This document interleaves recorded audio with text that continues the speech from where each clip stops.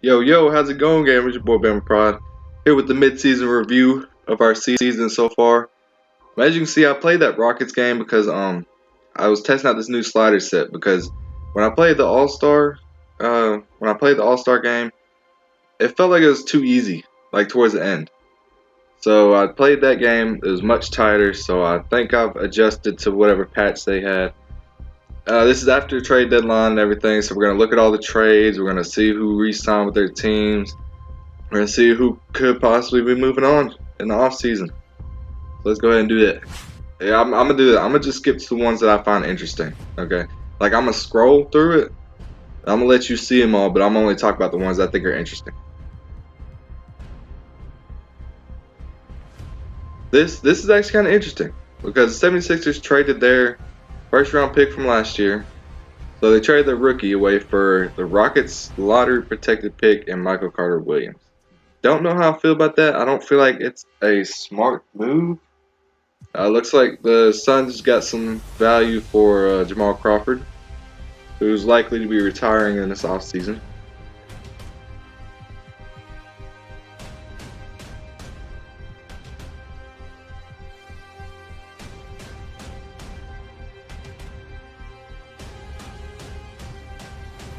Oh wow, Knicks traded away Ennis Cancer for Chandler Parsons and Wayne Selden. I feel like Wayne Selden might be able to do something with the Knicks. Well, never mind, that's right. Tim Hardaway's still there, so they can have either one of them playing the three, and then they can go from there. Really,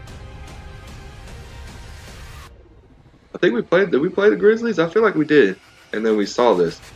So pretty much a straight up trade with the Heat trading away a second round pick in 2022. But I mean, honestly, I don't see why the Grizzlies would trade for them unless they got rid of Marc Gasol. I don't think they did, but that doesn't make any sense. That was our trade. We already know about that one. Alright, so that's all the trades.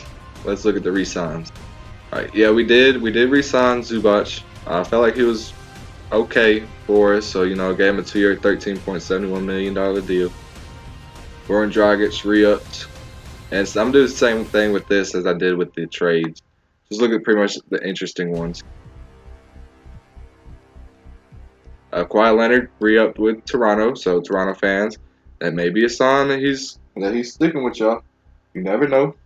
Signed for 3 years, $93.6 million. So Knicks re-signed him and then traded him away for somebody they didn't really need. Oh Lord, this CPU needs some work, and that looks like all of them. I'm not sure when the re-sign period is. I think it's within the next couple weeks or so where we're at in this season. Upcoming free agents got KD, Kyrie. This is about to be loaded because now I just realized Klay Thompson had to re-up.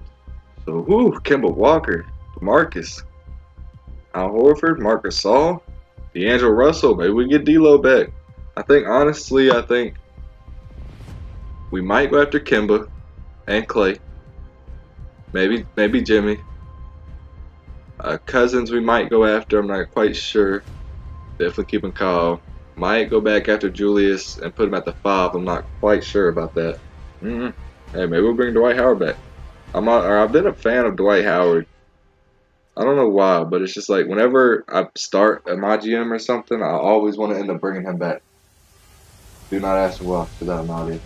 Award races, MVP, of course you got LeBron James up there. Got Giannis right behind him. I feel like the defense, if Giannis does end up winning, I feel like the defense is what's going to propel him. You got Chris Paul and Harden up there. Then you got Russell Westbrook up there as well. Rookie of the Year, Ayton. Playing pretty good, averaging a double-double. Sixth Man of the Year, got everybody right here. Larry Nance, former Laker. Jeremy Lin. Dennis Schroeder, who has a left MCL tear, so there is no chance he's winning that. Defensive Player of the Year, Giannis. Can't really question it. 2 steals a game, almost 2 blocks a game. Draymond right behind him. Anthony Davis. That make no sense. He's averaging just 0.6 steals below him, but he's averaging 0.8 blocks above Giannis. So you would think that would kind of propel him over. LeBron James behind those 3, and then Rudy. Rudy Gobert is always up there, averaging 3 blocks a game. Most improved player, Blake Griffin, Tobias. Don't really know a lot about these guys for real. I just want to know how he's doing better in every single category than Buddy Hield, but yet he's not above Buddy Hield.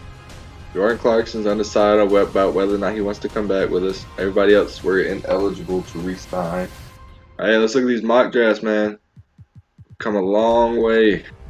Dang, Celtics got 3 first-round picks. What the freak? They're about to be stacked even more than they already are. Where are we at? 27? Cody Martin? That's who Draft Express has us taken? Yeah, we only got him 29%. So he can drive the lane and score when he gets the basket. His ability to make plays above average, able to get open looks. Weaknesses. Bad is the best way to describe his ability to steal the ball. I'm not really worried about that. You know, steals, there's a little bit of luck involved with steals. So that's not my end all be all. That's not a deal breaker. It's a question of basketball IQ and court awareness. That's something that we want to look out for. Can't have bad IQ. Hold up. How's he bad at getting steals? He's averaging 2 steals a game. Anyway, 1.2 blocks. 45% from the field, from the court, and 33% from three-point line, and 74% free throw shooter. I don't really think this is somebody that we look at, honestly. Let's see about round 2. Do we even have a second round pick? I don't think we do. No, we don't. Okay, so 2K. Who's 2K have us getting? Bruno Fernando. I think he was on here last time. Ceiling is Dwayne Dedman. Floor is Anuaku. Has his rough spots, but a solid player overall. Good low post score. Very solid, but not spectacular low post defense. Had Tennessee to miss the wide open man a little too often. Not really worried about that. I'm not expecting him to get 6-7 assists a game. Won't be stealing any candy for any babies or any basketballs from any ball handler. That's funny. I've never seen a line before in this game. But once again, that's something I'm not really worried about with a center. Hit the occasional mid-range shot when left wide open. Again, I'm not expecting my center to be taking mid-range unless he's wide open. I mean, almost shooting 50% from the court with 10 or 11 points, 9 rebounds a game. I mean, I guess that's all right. 76% free throw shooter. See about NBA.com. They have Knicks getting Zion. Killian Tilly from Gonzaga. Hits the 3 with some consistency. He's only 28% scouting, so that's why you don't see the comparisons. Isn't someone you can rely on to get any steals. Photographs new offenses often appears unaware. So the steals thing, again, I'm not expecting my big man to get steals. So, but the awareness, we could definitely have to switch that. That 18 points a game. Okay, that's not bad. 1 steal, 1 block. 43% from the court, 38% from 3, and 80% from free throw line. That's not bad. It's not bad at all. Played 26 games. I think that's all of them. Yeah. Playoff picture, man. We're right behind Golden State. We are right on their tail. Then you got Denver, Utah, Houston, New Orleans, Oklahoma, and San Antonio. The ones that really shocked me about the outside looking in is Portland. They got Dame and CJ McCollum. I expect them to do a little better than 25 and 33 at this Eastern Conference. You got Eastern Conference. You got Toronto, Boston, Indiana, Philadelphia. Surprised they're not doing a little better, actually. Milwaukee. Again, surprised they're not doing better. Orlando, Charlotte, and the Pistons. A couple that shocked me. Nobody. Really. Brooklyn, I guess you could say, should be in there, but they're right behind them. Alright, man, so we're going to finish this off with looking at the season stats and league leaders and everything.